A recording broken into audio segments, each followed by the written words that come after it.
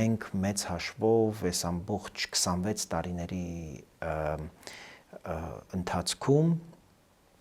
ապրել ենք կենաց մահու այդ սահմանագծին, կլինի հայկական պետականություն թե ոչ։ Եվ ըստ էության մեր պետության հետ տեղի ունեցած դրամատիկ մի շարք իրադարձություններ ուղիղ կապ ունեն նաև հոկտեմբեր 27-ի հետ, եթե չլիներ հոկտեմբեր 27-ը, չէր լինի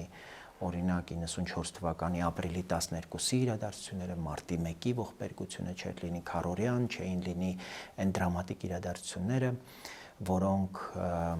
դիվանագիտական, արտաքին քաղաքական, հիմնարար իհարկե ձախողումների հետ էին կապված եւ իհարկե 20 թվականի 44-օրյա պատերազմը ուղիղ հետևանք է։ Այսինքն հոկտեմբերի 27-ով է այս ամեն ինչի հիմքը դրվել։ Մեծապես այո, այն ինչ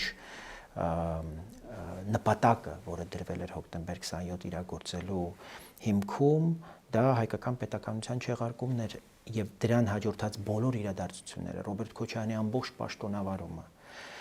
երբ Հայաստանում ըստ էության վասալիզետ ձևավորվեց, որի նպատակը